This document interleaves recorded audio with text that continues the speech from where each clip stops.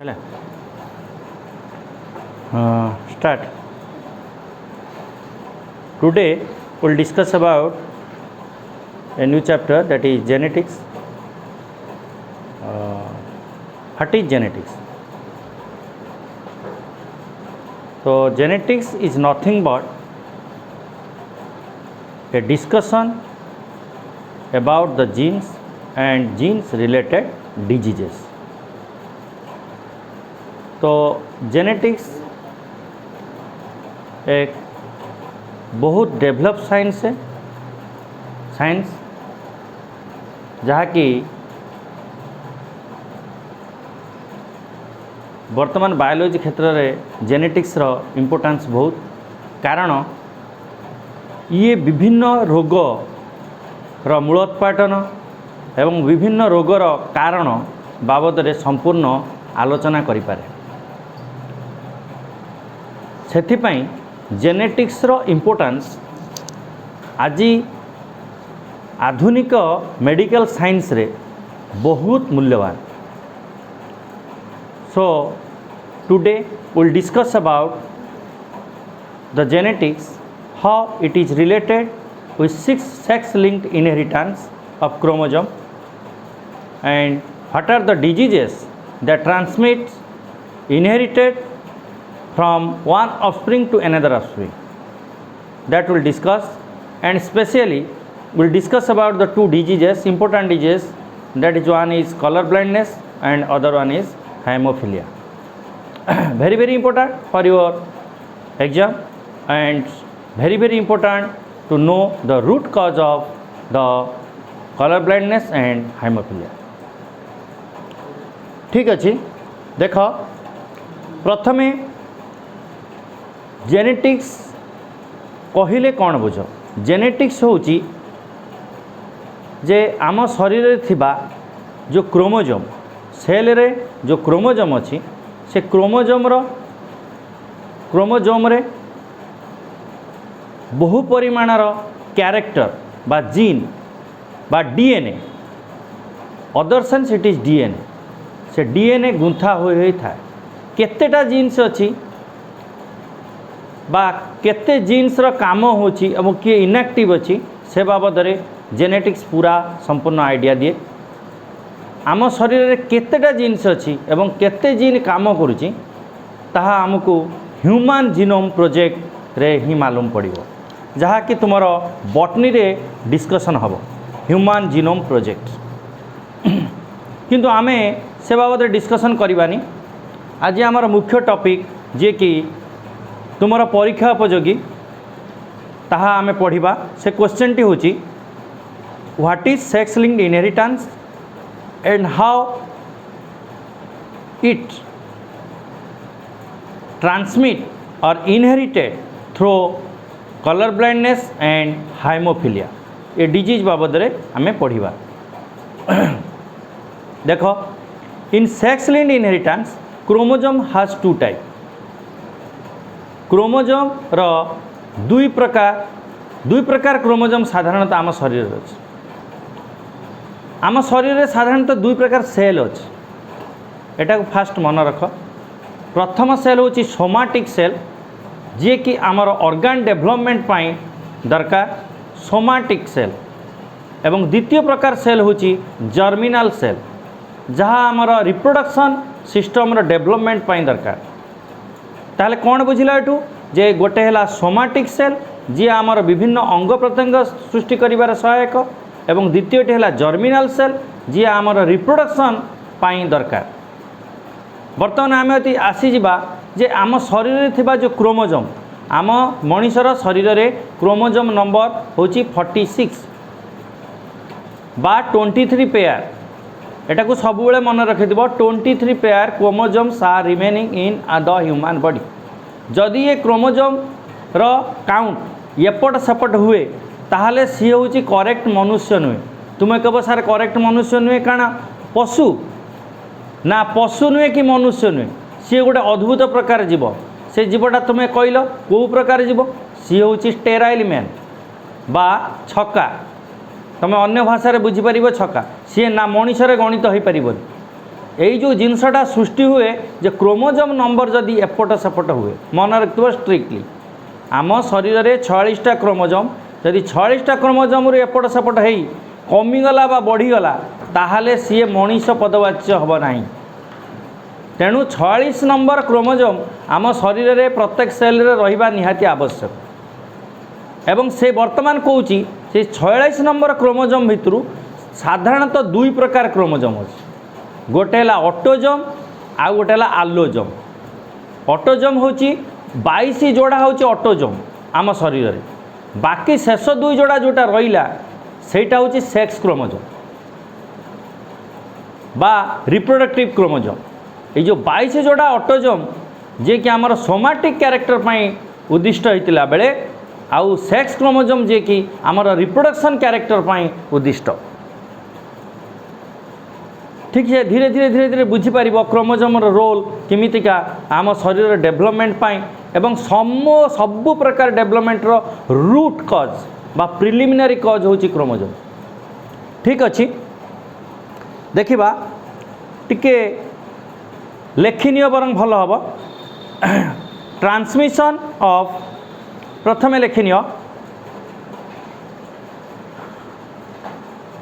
लेखिनी पिले लेखिनी प्रथमे the chromosomes has two types and number one is chromosomes has two type one is autosome AUTOSOME autosome and second one is the sex chromosome, second one is sex chromosome bracket allosome ALLOSOME allosome bracket close। तापर गोटे heading दियो sex linked inheritance inheritance INHERITANC inheritance. प्रथमे आम मनरे question उठिबो जे sex linked कौन sex linked होची देख linked माने कौन आगे प्रथम बुझ लिंक्ड हो माने संपर्कित मु वर्तमान तुम सहित डिस्कशन करि पारुछि किमिति तुम सहित लिंक हेली किमिति प्रथमे तुम पेरेंट सहित लिंक हैला तापर मोर लिंक अच्छे कॉलेज सहित तापर जाकि तुम सहित मोर लिंक है बुझीपार एवं लिंक्र माने कौन माने परस्पर सहित संयोगीकरण फल जे लास्ट को आमे जानी परिबा that is link. What is inheritance तो इनहेरिटेंस कहले कौन बुझिबो जे इनहेरिटेंस होची वंशानुक्रमे भावे गोटे श्रेणी गोटे वंशरू आउ गोटे वंश को बारंबार कालक्रमे ताहा क्यारेक्टर गुड़िक ट्रांसमिशन हवा को इनहेरिटेंस कहा जाए बुझिपार ताहले मुख्य कथा है कौन जे श्रेणी पर श्रेणी बा श्रेणी पर श्रेणी बा तुमर पीढ़ी पर पीढ़ी जदि कौनसी क्यारेक्टर वंशगत भाव में ट्रांसमिशन होके चले ताकू इनहेरिटेंस कहा जाए। सपोज जिमिति तुम वंशरे समस्ते गोरा बाप माँ गोरा तेणु तुम वंशरे कला पिला आसिले नहीं सबु पिला गोरा हेले एवं से गोरा क्यारेक्टर टी तुम जेजों पाखरे थिला तुम बापा पाखरे अच्छी तुम पाखरे अच्छी तापर पीढ़ी की तापर पीढ़ी की तापर पीढ़ी की चलो यटा को इनहेरिटेंस कहा जाए। जिमिति आमर white man the people of the England the white man से मानकर पिला पिली समस्ते व्हाइट होचंती किंतु Negro man whether he is belonging in the England in cold environment but there is no chance of white जेहेतु तांको वंश कला वंश सेमानकर जीन होची कला तेणु जेते भल एनवायरमेंट कोल्ड एनवायरमेंट रहिले भी से गोरा हो पारिबो नाही से कला ही रहिबो एवं दैट क्यारेक्टर तांको जेज कला थिला तांको बापा कला हैला तापर पीढ़ी कला हैला तापर पीढ़ी कला हैला एंड दैट इज इनहेरिटेंस। ताले बे बुझी पारलो वंशानुक्रम भाव कोनोसी गुण जदि ट्रांसमिशन हे चले ताकू इनहेरिटेंस कहा जाए आ लिंक बोले संपर्क एवं सेक्स लिंक ता माने बा माँ किंबा बापा आमठी सेक्स बोले दुईटा जिनस आसुची गोटे मस्कुलाइन और गोटे फेमिनाइन बा पिता माता मेल और फीमेल तेणु मेल कैरेक्टर बा फीमेल कैरेक्टर सहित लिंक रहीकि जो गुण ट्रांसमिशन हुए वंश पर वंश ताकू सेक्स लिंक्ड इनहेरिटेंस कहा जाए। बुझीपार समस्ते मत लगुच आउ थे शुण जे पिता माता बा मेल और फीमेल सहित संपर्कित होई जो कैरेक्टर वंश पर वंश ट्रांसमिशन हो चले ताकू सेक्स लिंक्ड इनहेरिटेंस कहा जाए। ये very very important for your question, for your council question, what is sex linked inheritance प्रथम क्वेश्चन। ताले तुमको सेठी लिखिया को पड़िबो the sex linked inheritance is nothing but the transmission of characters through various sexes from generation to generation is known as sex linked inheritance. अच्छा ठीक अच्छी वर्तमान आमे लेख transmission of sex linked characters लेख transmission of sex linked characters कमा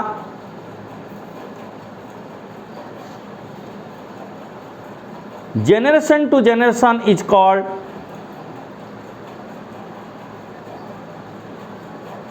sex linked inheritance। आउ थे शुण the transmission of sex linked characters generation to generation is called sex linked inheritance। Full stop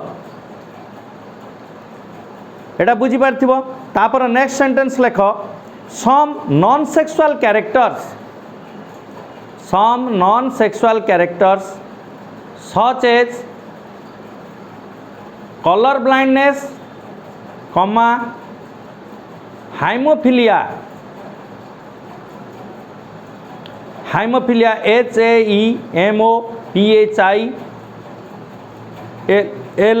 हाइमोफिलिया etc linked with sex chromosomes or X chromosomes and transmit generation to generation। full stop।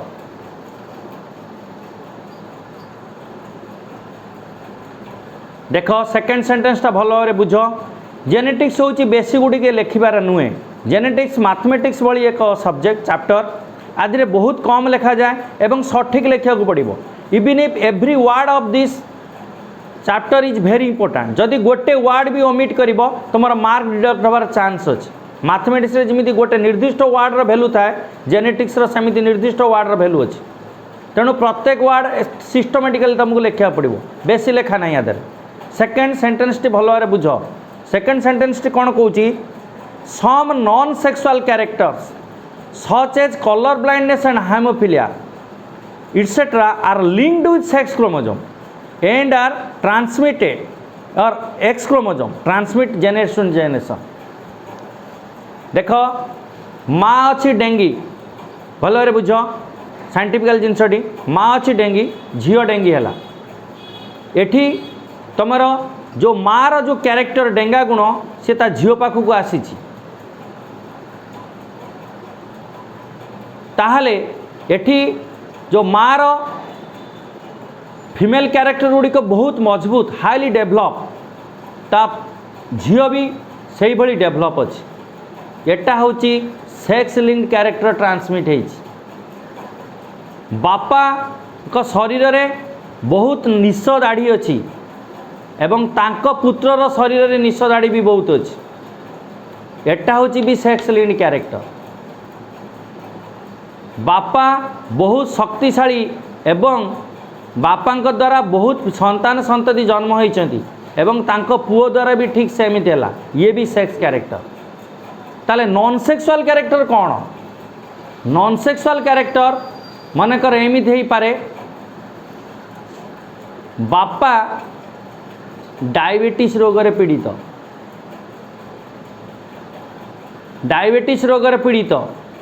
किंतु तांको पुओ को diabetes है ये कौन सी sex character नुहे, ये गोटे रोग।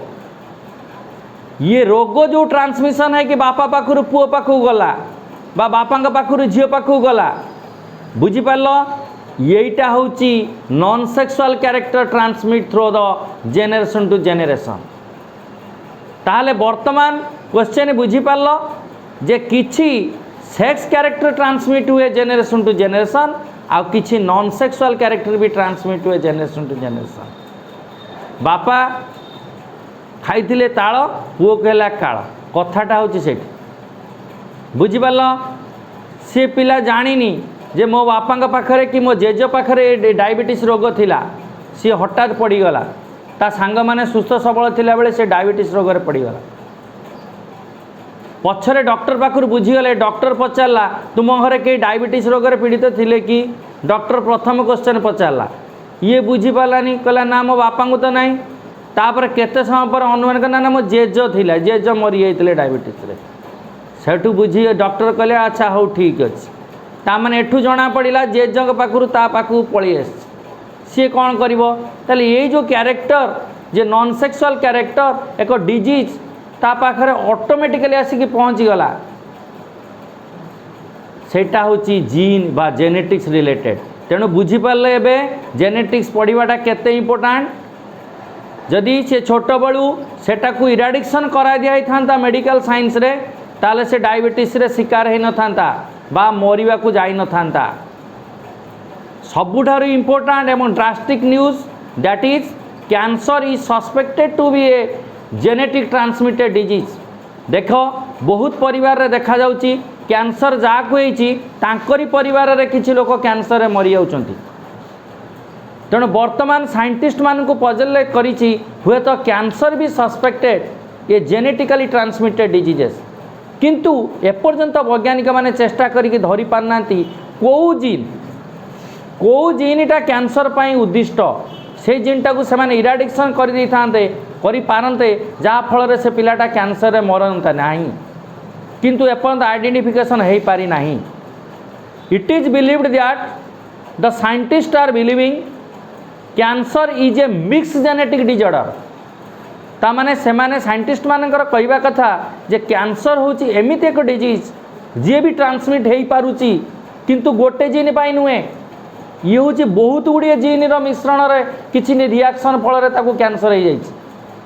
बुझिपार। तेणु जेनेटिक्स रो इम्पोर्टाट केते दूर इम्पोर्टाट तुम एउठू अनुमान करिपार। जदि ठीक से जेनेटिक्स को स्टडी करा जिवो हुए तो कैंसर भली मारात्मक रोगरू मनुष्य आज उद्धार हो पार। वैज्ञानिक माने चेष्टा करि आछुछंती एवं किछि परिमाण रे सक्सेस भी हेलेनी विभिन्न रोगर मूलोत्पाटन करिया लागि। जा भी हो द प्रथम जिनस जे वर्तमान एठी कथा पड़ी ताले sexual character non sexual character बाबद तमें क्लारिफिकेशन हो पारल जे सेक्सुअल कैरेक्टर कौन नॉन सेक्सुअल कैरेक्टर।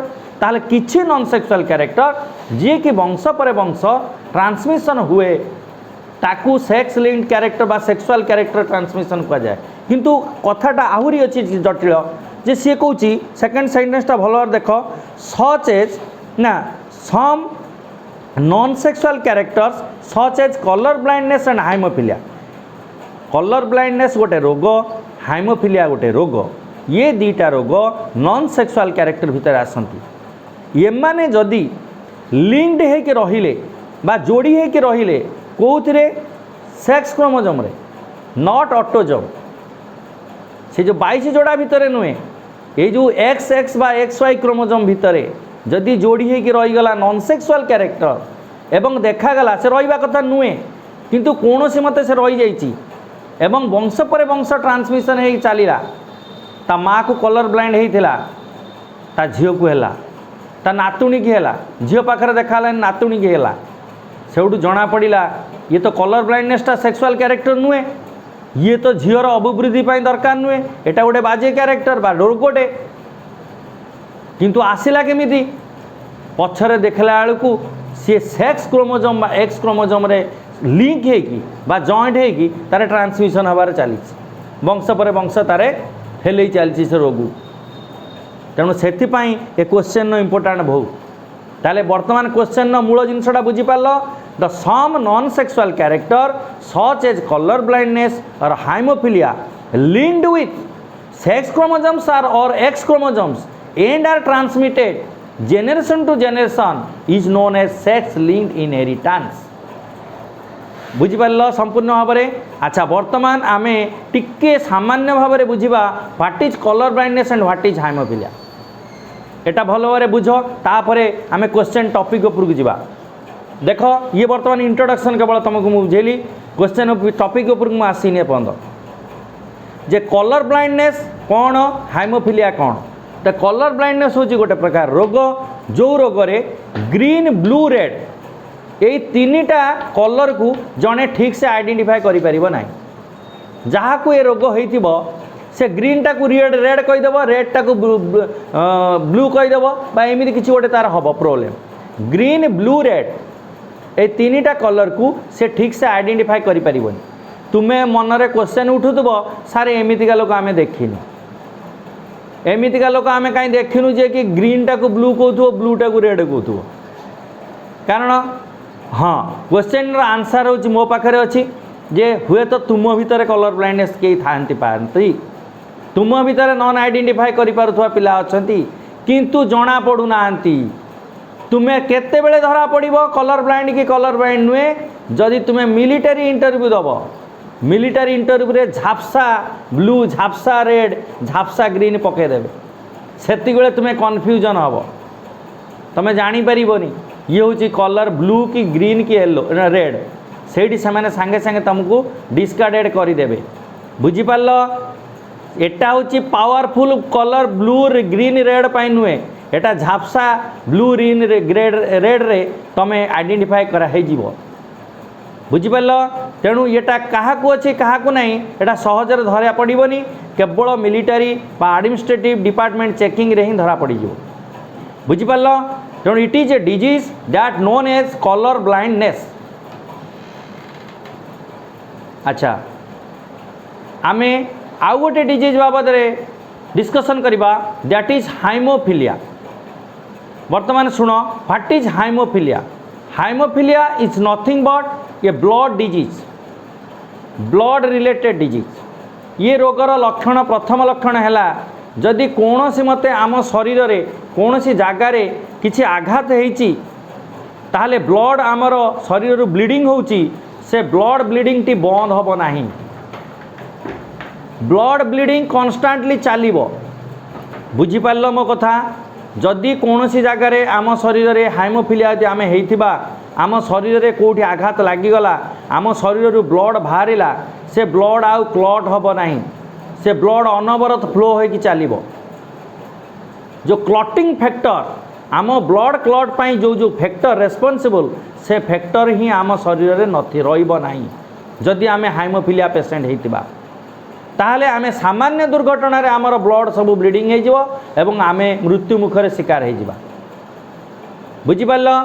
ये मारात्मक रोग किंतु यार विभिन्न कैटेगोराइजेशन अच्छी तुम्हें कह सार एमती केस भी आम देखिनु जे ब्लड ब्लीडिंग बंद होनी एवं से मरीगलानी टिके सामान्य छिंडिकी देख ये तो प्रथम जहाँ हायर ऑर्डर हाइमोफिलिया होइथिबो सी बंचब ना सी ता माँ पेटू ही मरीज कारण माँ पेटर तार ब्लीडिंग हो एवं सेतबेले ता देहरे कौन से आघात लगी ब्लीडिंगटा एत जोरे हम एवं से माँ पेटर ही मरीज तेणु तार जन्म नबार चान्स उठुनी जोटा हायर ऑर्डर हाइमोफिलिया।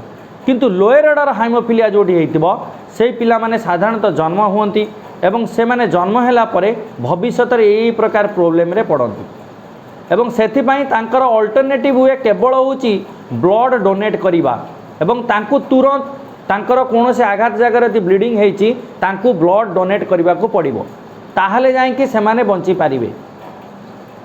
यार प्रथम डिटेक्शन होता महाराणी भिक्टोरिया पाखरे महाराणी इंग्लैंड राणी महाराणी भिक्टोरिया को ये रोग होता एवं तांकु सेतबेले तांकर जेतबेले ये प्रकार प्रॉब्लम देखागला जे सेतबेले डॉक्टर माने आइडेंटिफाई कले ये हूँ गोटे प्रकार रोग ये गोटे प्रकार रोग जो रोग रे ब्लीडिंग वान्स आरंभ हेले कमे ना ब्लीडिंग कन्स्टांटली चले एवं तापरे से माने ये रोगर ना देथिले हाइमोफिलिया बुझिपाल।